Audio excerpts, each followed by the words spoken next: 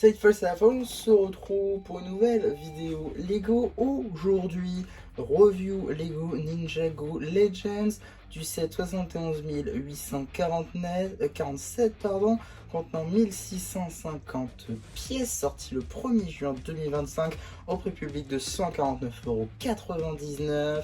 Évidemment dans la gamme Ninjago, plus particulièrement Ninjago Legends, comme je l'ai dit. Aujourd'hui, on va bien évidemment parler du set le Dragon Gardien, qui est donc le deuxième dans la lignée des 7 Ninjago Legends, basé donc sur la sous-série Ninjago Legends Monstrosity, qui a commencé sa diffusion, il me semble, si je ne dis pas de bêtises, en mai 2025. Donc effectivement, un set, déjà une envergure assez folle, avec de très grosses dimensions, hein. On est sur approchant la cinquantaine sur tous ces plans, donc c'est quand même assez fou. Mais avant de s'attaquer au dragon en lui-même, on va tout d'abord commencer par la seule et unique mini-figurine. Et donc la seule et unique mini-figurine de ce set, c'est évidemment la nouvelle mini-figurine de Maître Wu, une figurine exclusive donc à ce set, non pas en tout point, beaucoup de ces points mais pas tous. Effectivement, torse, jambes et tête sont exclusifs à ce set. Concernant l'épaulette, on la retrouve sur la mini-figurine de Spectral ou Chasseur de fantômes Zane dans le Double Bounty, donc un set également assez cher, hein, donc 200 €, donc c'est-à-dire 50 € de plus de ce set. Donc c'est deux sets seulement où on peut avoir cette épaulette pour une somme assez onéreuse, donc pour le coup un peu rare comme pièce. Le chapeau doré, bon bah assez classique, hein, pour le coup on le connaît depuis quelques années maintenant. La tête effectivement est nouvelle, avec une toute nouvelle expression faciale pour Wu, qui ressemble beaucoup plus pour le coup au Wu du film que Wu de la série. Effectivement, on peut le constater juste ici, il y a beaucoup plus de rides, hein, juste ici pour Wu, qui fait vraiment penser à Wu du film. Un Wu assez énervé pour le coup, assez mécontent, qui trahit un peu, on va dire, la tête de Ninjago Legacy par exemple, qu'on connaît maintenant depuis 2019. Torse également plutôt cool, avec un petit peu le même système que les tenues spectrales ou chasseurs de fantômes, avec donc les étiquettes, mais également du coup les lanières, ici représentant marron au lieu des lanières qu'on devrait retrouver en dark tan. Néanmoins le dark tan est quand même présent ici pour les détails, la seconde couleur on va dire de Wu, qui accompagne également le gris et le tan, ainsi que le doré. Donc voilà, beaucoup de couleurs, hein, sur cette minifig, avec également des écriteaux sur la tunique de Maître Wu. On a également des genouillères, voilà, un kimono très sympa, globalement de très beaux détails sur cette minifig. Une seule expression faciale évidemment, ainsi qu'un logo juste ici pour vous, donc à l'arrière de sa tenue, encore une fois par la main, comme les tenues spectrales, et également donc une lanière cette fois-ci représentée avec une chaîne dorée, donc des petites poches. Voilà, encore des petits détails sur le torse exclusif de Maître Wu. En termes d'accessoires, on peut lui placer deux katanas dorés à l'arrière à l'aide des fourreaux de l'épaulette, mais également un bâton, mais pas n'importe quel bâton, hein, pas sans filet de bâton en une pièce, mais bien un brick build à l'aide de 3 pièces, donc deux manches dorées et un petit bâton en dark brown. Voilà, ça diffère un petit peu, mais rien de fou non plus. Également, avant de s'attaquer au set en lui-même, j'aimerais tout d'abord aller vers ce côté afin de pouvoir parler de ce petit démon de briques, tout ce qu'il y a de plus connu et reconnaissable, même si en vrai on s'en fiche pas mal. Par contre, le truc où on se fiche un peu moins, c'est ce petit poster, car effectivement tous les 7 Legends, c'est-à-dire 2 pour l'instant, ont un poster qui va avec, et très honnêtement, c'est des posters qui rentrent très bien. Et donc le Guardian Dragon, Wu qui est juste devant, ça marche très bien. Alors ces petits posters là, pour moi ça me fait beaucoup penser aux gens qui mettent les posters du film devant les dioramas, par exemple Indiana Jones, Star Wars, etc. Ça peut très honnêtement bien marcher pour ces sets là, d'autant plus que c'est à peu près à l'échelle. Donc franchement ça pourrait bien marcher dans un cadre derrière le set. Je vous recommande si vous pouvez faire ça. Personnellement j'essaierai de faire ça peut-être prochainement ou non. En tout cas j'essaierai d'exposer ces posters, parce que franchement c'est une inclusion plutôt cool dans ces sets. C'est quelque chose que Lego n'était pas obligé de faire. Il me semble que c'est le 3e poster que Lego fait. Effectivement on avait eu un poster dans le Fire Nightmare, mais on a eu également un poster dans les Gardens, donc les Ninjago City Gardens en 2021. Donc ce qui en fait voilà, des posters plutôt cool et assez collector. Donc voilà, j'ai très hâte de voir un petit peu si Lego continuera cette voie, peut-être dans d'autres sets, voire même dans d'autres gammes, ça peut être intéressant. En tout cas, chez Ninjago, j'ai hâte de voir ce que ça va devenir, si oui ou non on va en avoir d'autres. Ça peut être plutôt sympathique. D'ailleurs, à noter que ça vient avec dans le sachet de notice en fait. Voilà, c'est scellé avec la notice, donc ça c'est plutôt cool. Ce qui explique aussi pourquoi ça n'a pas été roulé, mais plutôt plié, car effectivement, plié, ça abîme un peu le poster plutôt que roulé. Mais bon, voilà, c'est un choix que Lego a dû faire, j'imagine. En tout cas, avant de parler de ce petit dragon, on va très rapidement parler de la boîte que je vais donc tout de suite placer devant notre dragon préféré. Alors, voilà, ça va pas le faire. Voilà, donc juste ici nous avons la boîte que vous voyez évidemment pas en grand parce que elle est juste énorme comme boîte. Donc tout en haut, ce que vous ne voyez pas en entier, c'est tout simplement Ninjago Legends, très très cool. On a également Guardian Dragon écrit ici, 14+, la référence du set, mais également le compte de pièces. Et enfin quelque chose d'assez important, Illustrated Cover Art Treatment. Donc, effectivement, ça veut dire qu'il y a eu un petit effet en gros sur le set. Et comme on peut le voir avec les petites rayures, voilà, les cassures, l'effet un peu dessiné finalement du set, c'est fait exprès. Et je trouve personnellement que ça rend super bien. C'est franchement des boîtes qui donnent envie en fait avec un fond, donc les logos Dragon Rising, juste ici en déclinaison noire, avec des éclairs rouges, de la fumée. Ça donne un côté vraiment, on va dire adulte, presque adulte welcome, donc avec la gamme Dizzy Plus, ou comme vous pouvez l'appeler Lego Icons.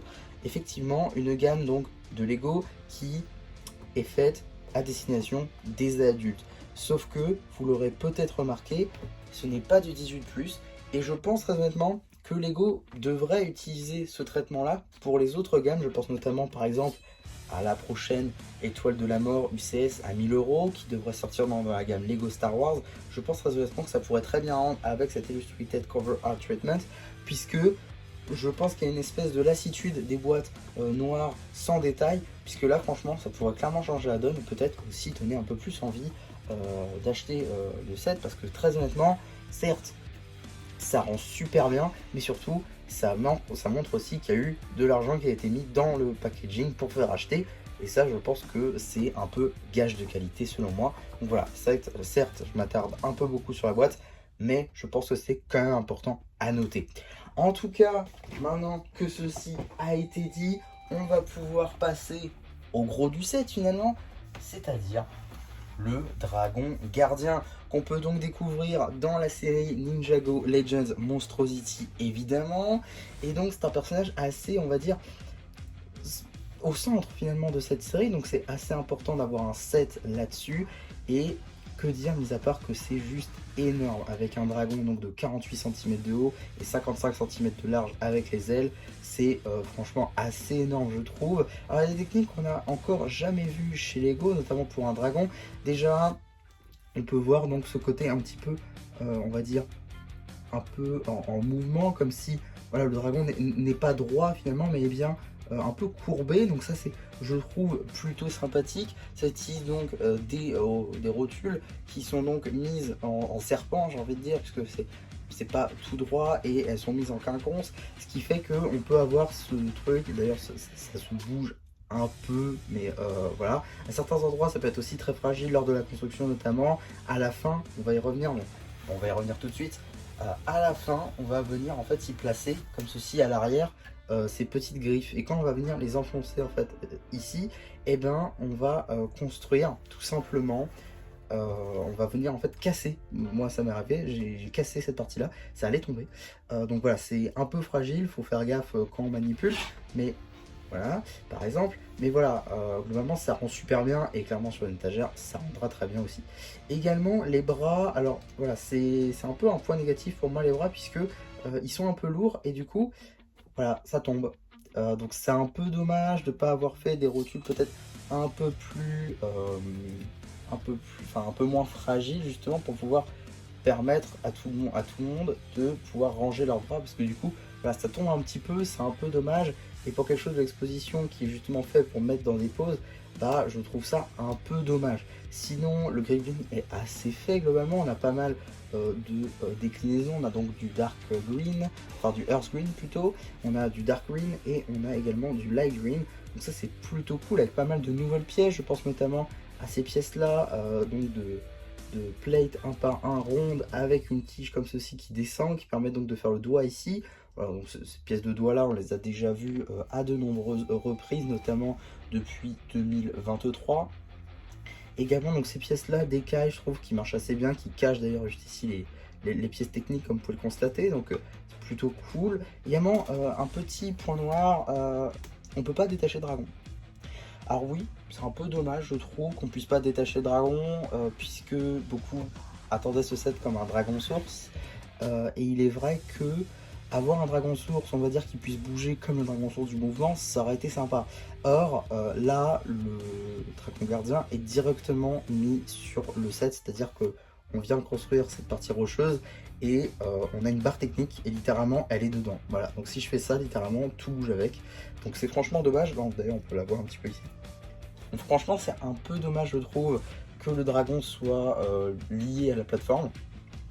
Voilà. Et également, petit point négatif également, pourquoi la structure technique est aussi visible? Je veux dire, c'est un petit peu dommage. Normalement, elle est censée justement être cachée par le tissu. D'ailleurs, même tissu qui est utilisé pour la cape du Fahrenheit Mech ou encore pour les voiles du Temple Bounty. Donc voilà, un matériau plutôt cool. Il y a beaucoup de détails sur ça, il n'y a pas de problème, elles sont magnifiques. Mais elle est un petit peu gâchée par la structure technique, malheureusement, puisque, comme vous pouvez le constater, normalement, ça aurait dû ressembler à ça plutôt. Avec, voilà, à la limite, les pinoches ici qui sont visibles. Et voilà, là, c'est déjà beaucoup mieux. À l'arrière, voilà. Par contre, ici, du coup, on voit toute la structure technique, ce que je trouve un petit peu dommage, d'autant plus qu'on va le regarder de ce côté. Donc voilà, c'est, je trouve, un peu dommage. Et je pense même que Lego aurait dû en fait mettre de l'autre côté, je pense que ça aurait été bien mieux. Après, effectivement, je ne vois pas comment est-ce qu'ils auraient pu l'intégrer à l'arrière, juste ici. Voilà, on voit que c'est intégré en fait directement à l'arrière, donc là j'avoue ça aurait été compliqué, mais je pense que les ailes auraient pu être faites différemment, de telle manière à ce que les imprimés en fait soient visibles plutôt que la structure technique, parce que franchement ça fait un peu tâche je trouve, même si je pense qu'il y a moyen de s'habituer, mais quand on construit c'est pas normal, généralement la structure technique est sous les ailes, non pas devant, donc voilà, je trouve ça un peu dommage personnellement. Encore une fois, le décor est assez bien réalisé globalement. Là on a un cercle parfait pour le coup, donc ça diffère grandement du Fahrenheit Mech où c'était une espèce plutôt d'ovale. Là c'est vraiment un rond parfait avec beaucoup de détails, beaucoup de diversité dans l'herbe, notamment on a du earth green, on a du olive, on a également juste ici une porte style japonaise avec 3 stickers dessus, magnifique. Également un arbre qui traverse, voilà, avec des feuillages jaunes, dark orange, enfin flame yellow, dark orange et dark red. On a également juste ici des petites lanternes qui viennent tout droit du temple des cœurs de dragon. Donc ça c'est plutôt cool de revoir cette tête là avec ses imprimés si caractéristiques. On retrouve d'ailleurs toujours cette pièce ici pour la queue, pour la pointe de la queue qui est donc une pièce de 2021 avec la queue qui elle peut être orientable un petit peu comme on veut, mais là encore, vu qu'elle est un peu lourde, et ben on peut pas non plus la faire comme on veut. Ça c'est un peu dommage je trouve, puisque littéralement elle est un peu obligée d'être mise comme ça quoi. Donc ouais, c'est un peu dommage là encore. On peut, effectivement il y a des jonctions, il y a des rotules pour bouger un peu tout ça, mais tellement qu'en fait les morceaux sont lourds, on peut pas trop faire des pauses, on peut pas faire comme on veut, donc ça je trouve ça personnellement un petit peu dommage. Mais ça n'en reste pas moins quand même un très beau set pour l'exposition. Si par contre vous n'aimez pas la position de base, il est vrai que ça va être un petit peu compliqué pour la changer.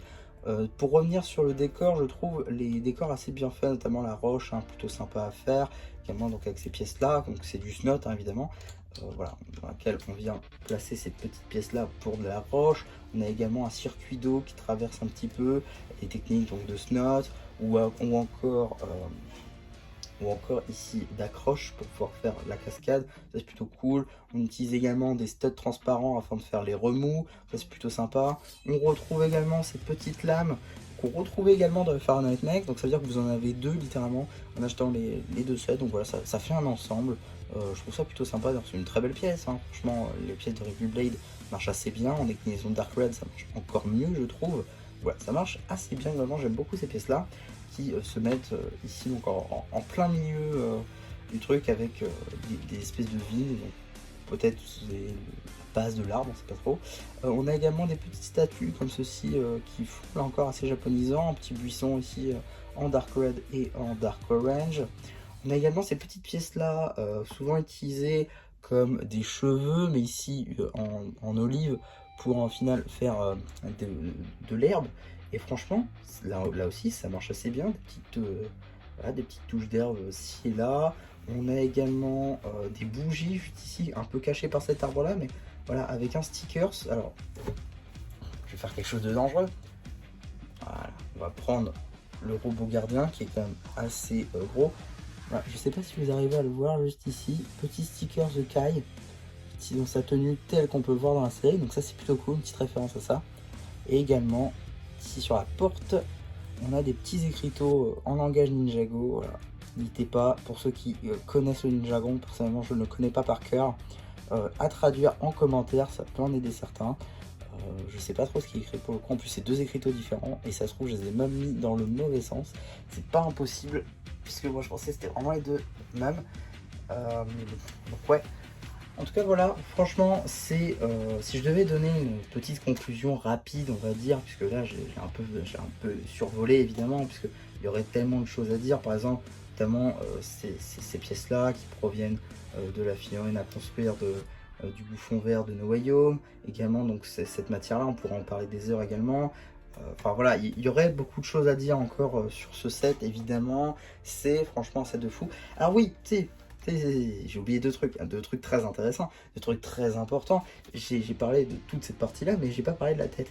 Alors effectivement, hein, la tête, ici, on utilise notamment un corps d'aérolame en doré, d'ailleurs que je vais tout de suite vous montrer.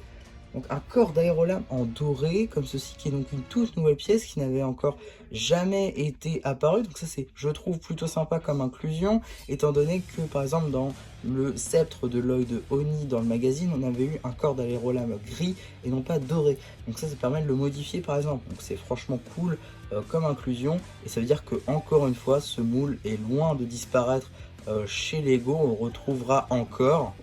Et enfin, le dernier truc très intéressant, c'est évidemment la tête, qui est donc un tout nouveau moule de tête de juin 2025, ici en déclinaison dark green avec des petites topographies. Effectivement, on a déjà vu ce moule là notamment pour Rontu le maître dragon, ou encore sur le Bounty en déclinaison rouge.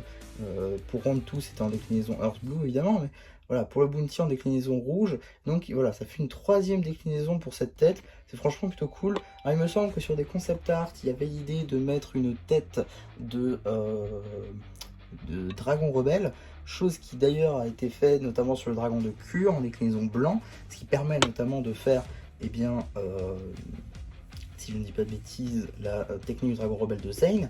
Et franchement, s'ils avaient fait dans cette déclinaison là en vert, ça aurait permis de faire la technique du dragon rebelle de Lloyd. Donc j'espère qu'ils le feront un jour, ça pourrait être très cool. En tout cas, ce moule de tête est lui aussi très sympathique, avec une très belle topographie.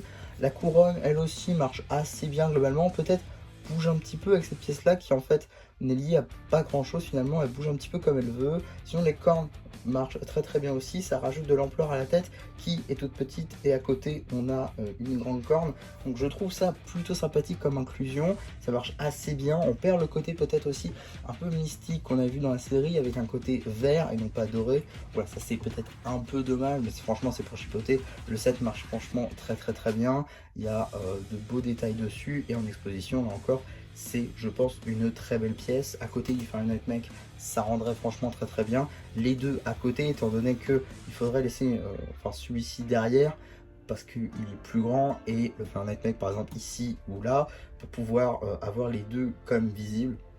Celui-ci pour le coup prend beaucoup de place. Donc voilà, en tout cas un très beau set forcément. Le plus cher des deux, néanmoins. Si vous hésitiez entre l'un ou l'autre, je vous dirais directement de choisir le Fahrenheit Mech. C'est, je pense, celui-ci est le moins bon. Il n'en fait pas un set mauvais, néanmoins moins bon que le Fahrenheit Mech, car contrairement au Fahrenheit Mech, celui-ci, eh bien, reste là où il est finalement. Il n'y a pas réellement de fonctionnalité, c'est vraiment de l'exposition et non pas de la jouabilité, ce qui est quand même un petit peu dommage pour un jouet, je trouve. Voilà, il est très très bon en exposition, ça c'est sûr, mais en termes de jouet, il ne vient pas à la cheville du Giant Mech, qui lui a des articulations partout, qui peut être retiré de sa structure.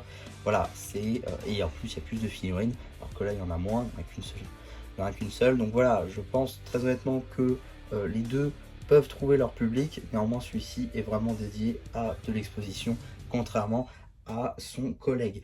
Donc voilà ce que je pouvais dire sur ce set. J'espère en tout cas que ma review dessus vous aura plu. N'hésitez pas à me le dire en commentaire. N'hésitez pas aussi à liker la vidéo, à vous abonner. Et voilà, bah du coup, c'était un qui vous dit bye bye.